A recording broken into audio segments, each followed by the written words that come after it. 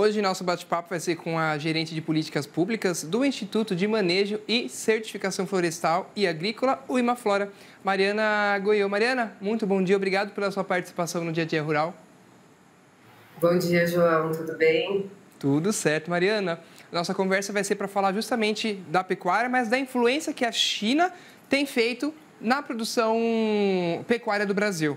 Né? A gente já tem uma certa influência aí, porque a gente já tem o boi China, que já é um padrão de qualidade que é exigido desse país, que é o maior importador da nossa carne. Então, já é uma coisa que influencia no jeito do pecuarista brasileiro trabalhar, então, que já força essa adaptação no mercado, né? E qual que vai ser agora, quando a gente fala de uma nova exigência, para o lado da descarbonização, né? Para o lado da emissão de carbono do Brasil na pecuária? Sim, João, acho que esse é um tema... Eu estou tendo um retorno, não sei se... agora melhorou, obrigada. Esse é um tema que vale muito a pena a gente discutir, né? A China, como você disse, ela é o nosso principal mercado externo, né? Depois do mercado interno, a China é quem tem o maior consumo dos produtos da pecuária brasileira. E a gente tem, como você disse, esse exemplo, né, do boi China, né? Então, uma demanda que veio da China, como transformou as práticas do setor todo. Então, a gente tem algumas coisas que estão colocadas no cenário que provavelmente nos próximos anos vão impulsionar mudanças, avanços na pecuária brasileira. Então, uma delas é a própria rastreabilidade, então o acordo entre os dois países relacionados à comercialização de produtos da pecuária prevê a rastreabilidade individual de animais.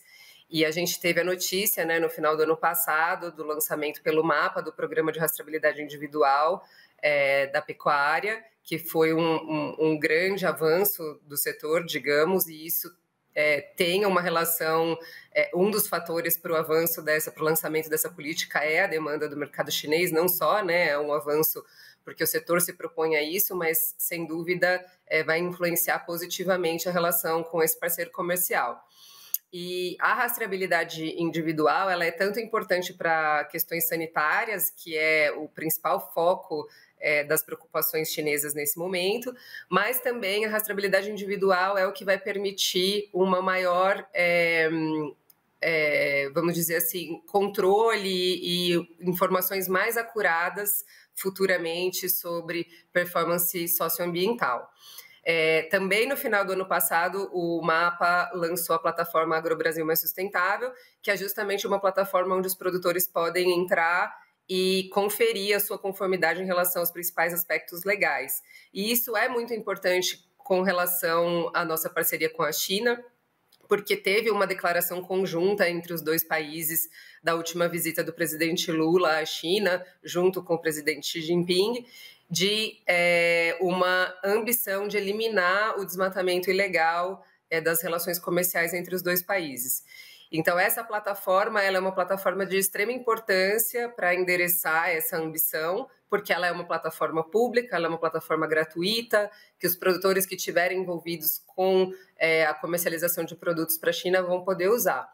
Adicionalmente a isso, a maioria dos frigoríficos brasileiros já seguem um protocolo, que é o protocolo Boi na Linha, que é um protocolo chancelado pelo Ministério Público Federal, que foi facilitado pelo Imaflora no diálogo com o setor, com a indústria, com produtores e com a sociedade civil e com o próprio governo, de como os critérios socioambientais devem ser monitorados. Esse protocolo, ele é fruto de um processo aí dos TACs, né, que completou 15 anos no ano passado, então é um processo bastante maduro. Hoje essa não é uma informação que o mercado chinês tem considerado, mas a gente tem feito um trabalho de apresentar esse protocolo para valorizar o que o setor já faz aqui no Brasil.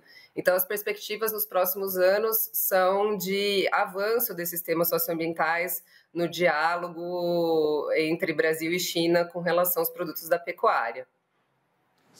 Desculpa, eu te chamei de Marina. Marina, seguindo aqui, é importante a gente ver esse movimento, porque Quando tem uma abertura de mercado, por exemplo, no final do ano passado, agora a gente teve também essa questão do anúncio do acordo União Europeia e Mercosul, né? Uma empolgação muito boa e é sempre legal abrir mercado novo, é importante, né, para o Brasil abrir mercado novo e mercado expressivo. Mas é um mercado que ainda, por enquanto, talvez não necessariamente conte já com o engajamento dos produtores quando a gente fala das demandas da Europa, porque eles, me corrija se eu estiver errado, mas a gente precisa de começar a ter um incentivo fiscal, um retorno financeiro para começar até ter vontade de se adaptar às demandas do mercado, né? A China, já sendo um grande parceiro comercial do Brasil, é como você falou, já faz até com que o próprio governo se mobilize e crie campanhas e ações e programas que ajudem com que os produtores se adaptem a essa realidade, porque o nosso país é muito grande, né? Um país de tamanho continental. Então, coordenar uma ação para conseguir adaptar o mercado, adaptar o Brasil para o mercado é difícil, né? Então, já tendo a China como parceiro comercial, é isso que você falou, ajuda a melhorar ainda mais, porque o Brasil, enquanto um país, está engajado nisso e os produtores já veem que vai ter um retorno financeiro para eles, vai ter um retorno naquilo que eles produzem, né? Eu acho que esse ponto que você traz, ele é um ponto bastante sensível, né? Porque, assim, toda exigência socioambiental ou mesmo sanitária, qualquer exigência que tenha a ver com o produto, ela vai ter que ser implementada dentro de uma fazenda, né? Então, o responsável pela implementação dos acordos são os produtores. E a gente não muda uma prática para outra, né? Ou seja, um processo histórico de um modelo de produção para o outro, sem incentivo, sem apoio, sem orientação, né? Então, todo esse avanço em informação, em maior controle, então, rastreabilidade individual, controle socioambiental, eles devem vir acompanhados também das políticas e também do reconhecimento, parceria e valorização, inclusive financeira, dos parceiros comerciais, de forma que se promova essa transição, né? Então, se a gente quer sair de um cenário em que a pecuária ainda é atrelada a problemas socioambientais, como a gente muda esse cenário, né? A gente precisa de informação, precisa de orientação técnica, precisa organizar os processos de regularização ambiental. Então, a demanda do mercado, ela também puxa uma maior organização desses processos que vão para além da informação e do controle. Porque, de outra forma, né, se isso não vem acompanhado, o ônus fica todo com o produtor, né? E a ideia dessas exigências, vamos dizer, socioambientais, não é que os produtores sejam excluídos do mercado, muito pelo contrário, que eles sejam incluídos a partir de um processo de resolução dos passivos, né? De melhorar a performance socioambiental, assim como a produtiva. E na visão de vocês, você acha que esse ainda é uma questão delicada, é uma dificuldade ainda para os produtores, essa adaptação? Ainda é uma questão difícil para eles lidarem ou já virou cultura e já estamos no caminho? A gente ainda tem alguns desafios, João. Eu acho que a gente tem alguns exemplos em alguns estados, né? Então, por exemplo, o estado do Pará tem o programa de rastreabilidade individual, em que são 3 eixos apresentados, né? O eixo de rastreabilidade, o eixo de regularização ambiental e o eixo de incentivos. O eixo de incentivos, ele ainda está em desenvolvimento, mas tem sido algo que tem sido trabalhado, né? A gente está lá junto com outras organizações da sociedade civil tentando encontrar quais são esses incentivos e esses apoios, né? Então, trazer para matéria, né? Tirar do campo das ideias e virar algo concreto que os produtores veem, né? Olha, então eu tenho esse problema, mas eu tenho esse caminho para resolver. A gente precisa trazer mais concretude para essas ideias. Então, a gente tem esse caso do Pará. No Mato Grosso também a gente tem lá, junto ao IMAC, um programa também de apoio aos produtores que querem se regularizar. E no governo federal, a ideia é que a plataforma AgroBrasil Mais Sustentável, para além de mostrar a fotografia, né, de como está a situação do produtor, se ele tiver eventualmente alguma não conformidade, que ela também possa apontar os caminhos, né? Essa é a nossa sugestão, de que ela possa apontar também os caminhos de como ele sai dessa situação e se regulariza. Então, fazendo com que essas exigências elas sejam um alavancador de uma melhoria da performance de forma inclusiva, né? Que os produtores não fiquem de fora, mas que ela promova essa agenda de avanço, da conformidade.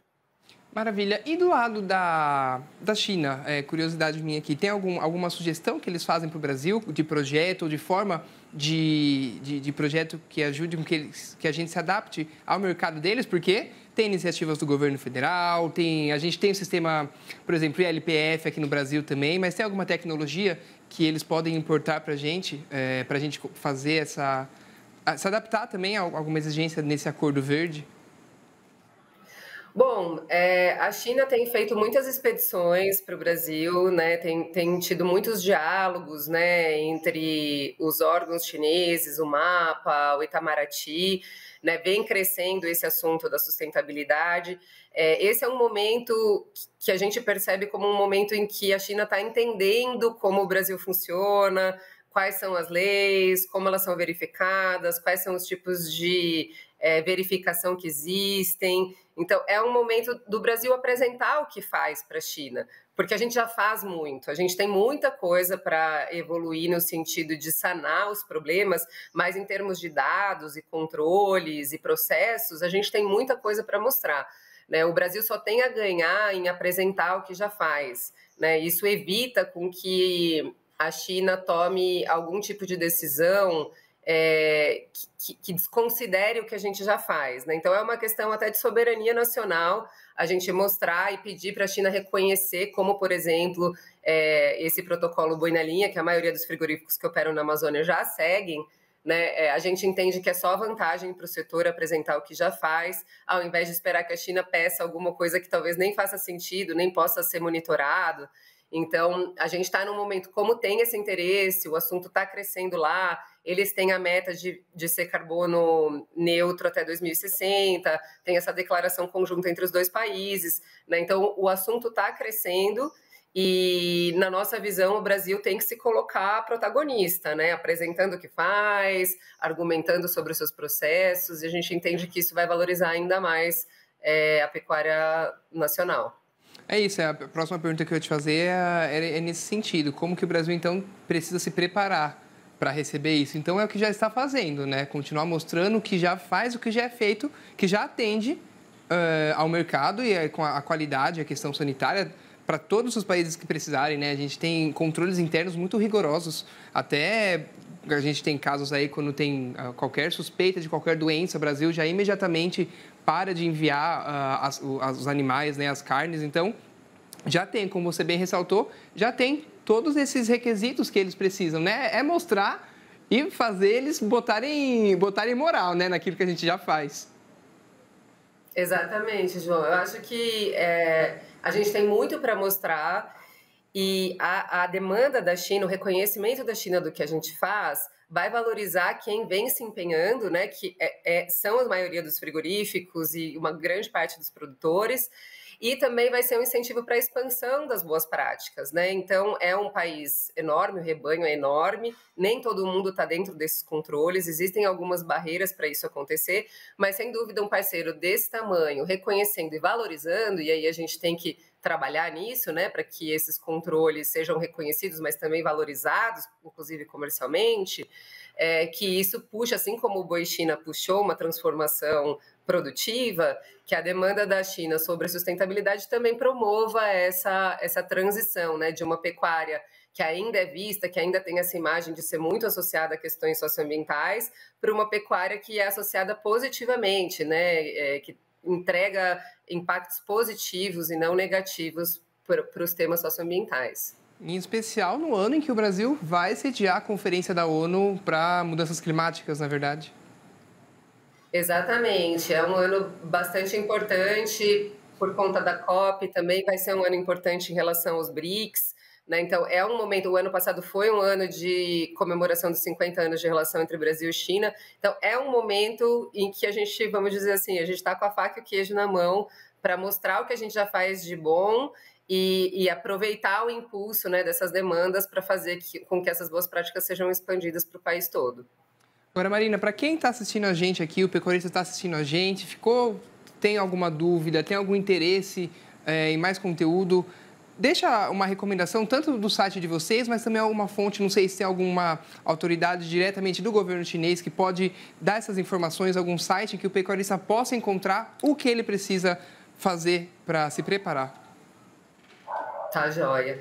A gente tem, inclusive, dentro do Imaflora, a gente tem esse programa, o Boi na Linha, né, que tem um site, então, se colocar no Google Boi na Linha, Imaflora já consegue chegar nesse site, e dentro desse site tem uma parte sobre China, tem inclusive alguns materiais que a gente produziu para apresentar para os chineses, né? Então lá é uma fonte de informação, tem outras informações do próprio governo sobre essa relação Brasil-China, então tem a COSBAN, que é essa Comissão Sino-Brasileira da relação desses dois países, que também traz informações, e do lado chinês, é um pouco mais difícil por conta da barreira da língua, né? Mas a gente tem uma parceria com uma organização lá que chama-se Bela Terra e que, se alguém tiver algum interesse, a gente pode fazer a ponte também com satisfação. O meu e-mail é marina.guyot, GUYOT, @imaflora.org, e eu estou à disposição se alguém quiser saber mais informações. Marina, uma última pergunta antes da gente despedir aqui. Vocês vão estar na COP? Parece que está longe ainda, mas está tão perto já nesse ano, né? Vocês vão estar na COP representando a instituição? Com certeza, estaremos lá. A gente acha que vai ser um momento bastante marcante. Há uma expectativa, né? A gente teve a Rio 92 no Brasil, que foi um marco para a sustentabilidade no mundo todo. Certamente a COP 30... ela tem uma tendência de ser tão importante quanto, né, a COP que vai ser na Amazônia, num estado que está, né, sendo protagonista aí de várias iniciativas, e a gente espera, assim, que até a COP a gente tenha avanços nessa agenda com a China também. Então, estamos trabalhando para isso. E a gente segue à disposição, tá? Qualquer novidade, qualquer atualização, pode falar com a gente. A gente é sempre grato pela disponibilidade de vocês. Muito obrigado pela participação. Obrigada, João.